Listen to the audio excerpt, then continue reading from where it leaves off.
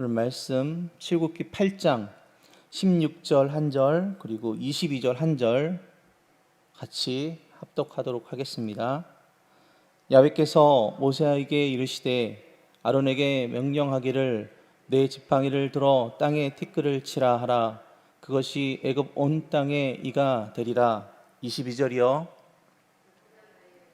그날에 나는 내 백성이 거주하는 고센 땅을 구별하여 그곳에는 파리가 없게 하리니 이로 말미암아 이 땅에서 내가 야훼인 줄을 내가 알게 될 것이라. 아멘. 자, 이번 주부터 10가지 재앙에 대해서 말씀을 좀 나눠보도록 하겠습니다. 이제 저도 이 강대상에서 마스크를 벗고 설교하는 거가 이제 거꾸로 제가 좀 어색합니다. 그만큼 우리 코로나 팬데믹이라는 게 한 1년 4개월 동안 우리의 삶을 완전히 바꿔버렸는데요. 늘 말하는 것, 세상 사람들이 말하는 백신이 빨리 들어와야 된다. 또 치료제가 또 우리 메드 인 코리아 아닙니까, 여러분? 아마 잘 만들고 있을 거라고 저는 생각합니다. 그런데 오늘도 고센 땅에 거주한 이스라엘 백성에게는 재앙이 임하지 않은 것처럼 저와 우리 성도님들은 하나님의 백성 아닙니까? 때로는 우리가 세상에 우리가 어차피 육신이 있기 때문에 세상의 법칙과 또 세상의 어떤 법과 그런 것은 다 따라야 될 줄 믿습니다. 그런데 한 가지는 하나님이 그렇게 우리에게 좀 물어보는 것 같아요. 너희는 어떻게 세상에 대한 부분들에 대해서는 너무나 잘 알고 빠삭하고 그 부분에 대해서는 잘 지키려고 하는데 왜 나한테는 묻고 나한테는 그런 어떠한 답을 구하려고 하지 않냐라는 마음을 저에게 좀 많이 주십니다. 뭐 제가 여러분에게 특별한 거는 아니고요. 저는 당연히 그래야 될 게 아닙니까? 라고 생각해요. 국가에게 우리가 세금을 낸 것처럼 백신을 요구하는 것처럼 하나님 나라의 백성이 또 하나님 보호해 주시는 게 있지만 하나님의 방법대로 이 코로나 팬데믹 기간을 잘 지내야 될 텐데 제가 말씀을 묵상하다 보면 요에서 2장 2절 12장부터 13절 말씀인데요. 야훼의 말씀이 너희는 이제라도 금식하며 울며 애통하며 마음을 다하여 내게 돌아오라 하셨나니 사실은 성경에 하나님께서 우리에게 해답을 주고 있습니다. 근데 우리가 그 해답을 우리의 지식과 환경과 우리가 살아가는 이 세상에 너무 급하게 살기 때문에 그것들 잃어버리죠. 13절 보니까 너희는 웃음 짓지 말고 마음을 찢고 너희 하나님 야훼께로 돌아올지어다. 그는 은혜로우시며 자비로우시며 노하기를 더디하시며 이내가 크시사 뜻을 돌이켜 재앙을 내리지 아니하시나니. 아멘. 팬데믹의 재앙과 재난에 우리가 하나님의 말씀으로 슬기롭게 지혜롭게 이 기간을 잘 넘어갔으면 좋겠고 하나님으로부터 방법을 찾아 하나님의 방법으로 이 대한민국 교회가 일어났으면 좋겠습니다. 오늘 세 번째 재앙, 이 재앙인데요. 이로 번역되기도 하고요. 모기라고 번역되기도 합니다. 특별히 애굽의 모기는 한번 물리면 엄청 따갑다고 합니다, 여러분. 여름만 되면 여러분 물파스 들고 다니시는 분들 그 모기 한 마리가 아니라 우리가 이 성전에 가득하게 모기가 가득했다고 한번 생각해 보십시오. 그런 재앙입니다. 사람들의 머리털과 속옷 심지어 눈, 코 속까지 들어가 쏘아댐으로 피부에 고통스러운 자극이 있었던 것 같습니다. 땅의 모든 티끌이 그런 모기가 되어 사람과 가축에게 쏘아대면 감당할 사람이 없었을 것 같아요. 자, 피의 재앙이 물을 친 것이라면 오늘 이 재앙은 땅을 친 겁니다. 당시에 이 애굽 사람들이 우상 숭배하는 특별히 이 땅에 어떤 소산과 축복이 있다고 해서 엄청 많은 이 땅에 우상 숭배했던 것 같아요. 그러니까 뭐냐면 하나님보다 더 많이 사랑하고 하나님을 대적하여 우상 숭배하면 그 우상 숭배한 것들에 대해서 애굽을 쳐버리신 거예요. 우리도 뭡니까, 여러분? 우리가 주님보다 더 많이 사랑하고 주님의 방법과 주님의 계획보다도 인간의 계획과 인간이 만들어 놓은 것들을 감당할 때 하나님께서 그 근원들을 빵 쳐버리는 것입니다.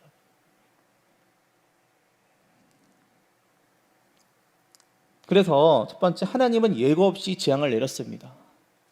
16절에 보니까 야훼께서 모세에게 이르시되 아론에게 명령하기를 내 지팡이를 들어 땅을 티끌을 치라 하라. 그것이 온 땅에 이가 되리라. 하나님은요, 때로는 예고 없이 심판하시기도 한다는 것입니다. 하나님이 피재앙 그리고 개구리 재앙이 있을 때에는 미리 경고를 했습니다. 이 재앙의 원인이 무엇이고 이유가 무엇이고 목적이 담긴 메시지를 모세와 아론을 통하여 정확하게 전달하여 재앙을 내렸던 거예요. 그런데 이 재앙을 내릴 때 곧바로 모세에게 명하여 아론에게 하여금 똑같은 메시지를 내지 않는다는 거죠. 티끌을 치게 하고 땅의 티끌을 온 땅에 이가 또 모기가 되게 하는 재앙을 내렸던 것입니다. 그것은 바로왕이 재앙의 원인과 목적에 대해서 몰라서 거부하는 것이 아니기 때문에 그래요. 이미 말을 했었잖아요. 개구리 재앙이 있을 때에 그는 하나님의 능력을 인정하고 모세에게 기도를 부탁했기 때문에, 그는 모세가 기도할 때 재앙이 물러간 것을 경험했어요. 그럼에도 불구하고 의도적으로 하나님을 거부하고 대적했기 때문에 이번에는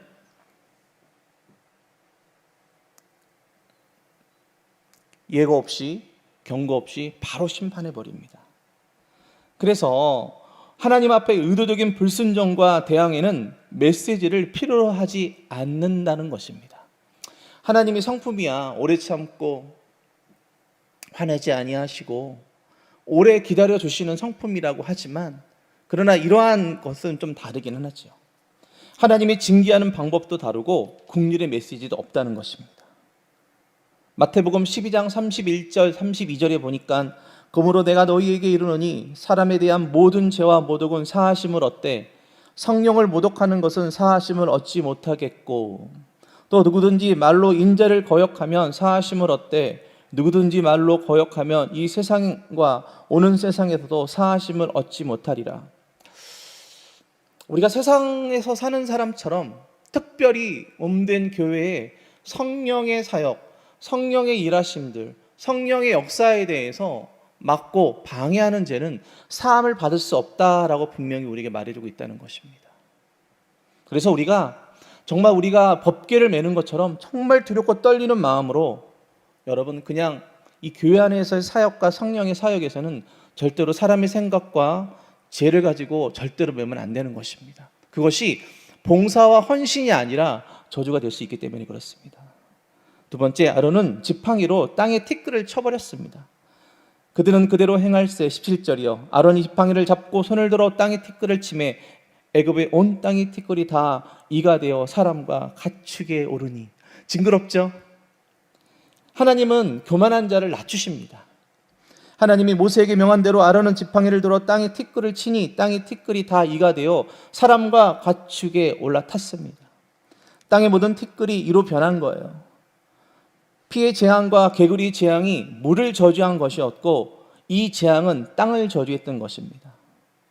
하나님은 전에도 말씀했지만 하나님과 하나님의 말씀과 하나님의 사역들을 인정하지 않는 교만한 자를 비천하게 낮추신다는 것입니다. 그것이 국가이든 위정자이든 권력자이든 죄종이든 개인이든 교만한 자는 다 대적하여 물리치신다는 것입니다.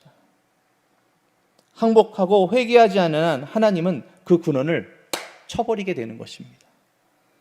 오늘날 어려움이 찾아올 때 자신의 죄로 하나님이 기뻐하시지 않는다는 것을 알 때 저와 여러분들을 좀 낮추시기 바랍니다. 금식도 하면서 자신의 의지와 욕망을 복종시키고 하나님의 은혜, 하나님의 말씀의 기준점을 잡으시기를 예수님께서 축원합니다. 요술사는 바로왕에게 하나님의 권능이라고 말을 했어요. 18, 19절입니다. 요술사들도 자기 요술로 그같이 행하여 이를 생기게 하려 하였으나 못하였고 이가 사람과 가축에 생긴지라. 요술사가 바로에게 말하되 이는 하나님의 권능이니이다 하였으나 바로의 마음이 완악하게 되어 그들의 말을 듣지 아니하였으니 야훼의 말씀 같더라. 오늘 새벽에 나오는 성도님들, 저도 마찬가지로 하나님의 권능을 인정하시기 바랍니다. 여러분도 우리 지역자님들 많이 계시겠지만 신방 가면 참 수많은 시간 동안 눈물을 흘리며 신앙을 지켜했던 권사님들, 정말 신앙이 좋은 우리 분들, 그분을 볼 때마다 너무나 감동스럽고 정말 존경스러운데, 또 하나 그들의 기도 제목은 남편과 자녀의 구원. 그 얘기를 들을 때마다 참 너무나 안타깝고, 예배를 드리고 돌아올 때 마음이 한구석에는 무겁습니다. 그들이 그 남편이 자녀가 하나님의 권능을 인정했으면 참 좋았을 것을.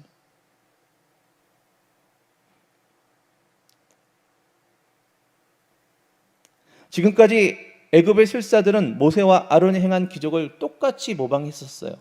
지팡이가 뱀이 된 기적, 강물이 피가 변하게 한 기적, 강에서 개구리가 올라 한 기적들은 다 따라했던 거예요. 하지만 땅에 티끌이 이가 되게 하는 기적은 따라하지 못했던 거예요. 그 요술사들도 알았어. 이야, 이것은 하나님이 아니면 안 되는 거구나라고 바로 왕에게 말했다는 것입니다. 근데 이것은 정말 하나님이다라고 우리가 생각하는데도 상대방이 그것들을 믿지 않고 그런 것들을 듣지 않을 때에 우리의 이 답답함이 있지 않습니까, 여러분?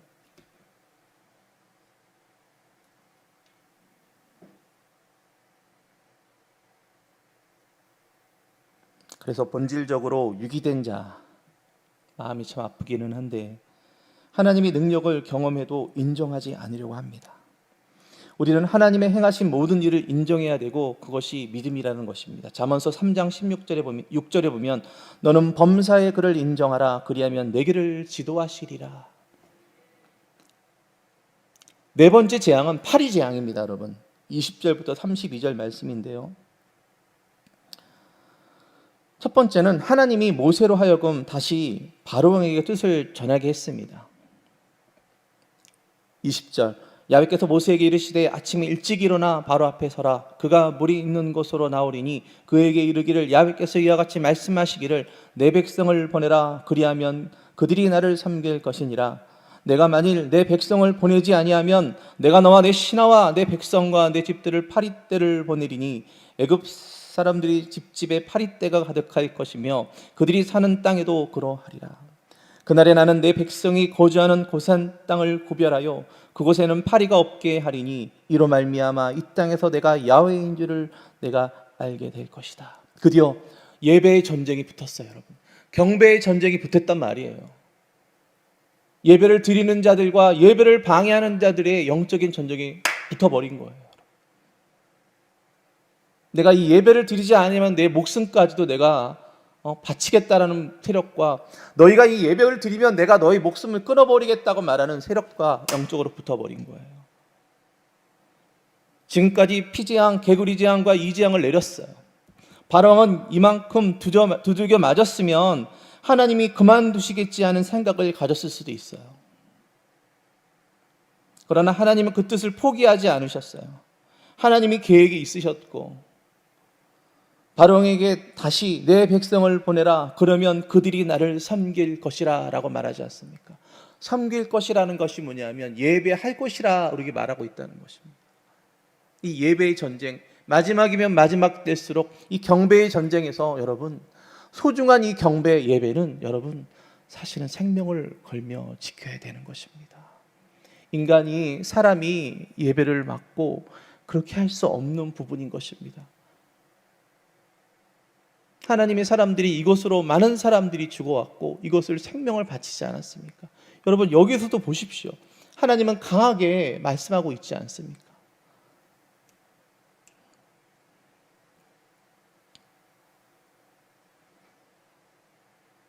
두 번째, 하나님은 이스라엘 백성과 애굽인을 구별해야 했습니다. 똑같이 멸망받고 똑같이 심판받을 수 없잖아요. 그렇죠? 그냥 첫 번째, 두 번째, 세 번째 재앙까지는 모든 이스라엘 백성이 다 똑같이 그냥 다 임했습니다. 그런데 이제는 하나님께서는 안 되겠어. 나를 섬기는 자들과 나를 섬기지 않는 자들과 이제는 내가 구별하겠다라고 말씀하시는 거예요. 그래서 고센 땅에 이스라엘 백성들을 두시는 거 아닙니까? 시편 91편이 고센 땅이 될 줄 믿습니다. 지존지하음이라는 곳에 거하는 자는 전능하신 자의 그늘 아래 거하리로다. 그 하나님의 전능하신 가운데 들어가고 그 하나님의 임재하심과 하나님의 그 함께 하시는 자리가 고센 땅이 될 줄 믿습니다. 그래서 더욱더 하나님의 임재를 정말 간구해야 되고 하나님의 기름 부음, 하나님의 예배를 간구해야 될 줄 믿습니다. 그래서 하나님께서 이스라엘 백성과 애굽인을 구별했다는 말씀이 23절에서 32절까지 나오는 것입니다. 지금까지 애굽에 내린 재앙은 이스라엘 백성도 함께 경험하게 되었어요. 그러나 파리 재앙은 이스라엘 백성이 살고 있는 고센 땅에는 임하지 않았다는 것입니다. 어떤 물리적인 장소적인 개념이 아닌 하나님의 임재, 하나님이 거하시는 시편 91편에 거하시는 그곳에 거하는 보암이 있는 장소라는 것을 우리에게 말하고 있지 않습니까?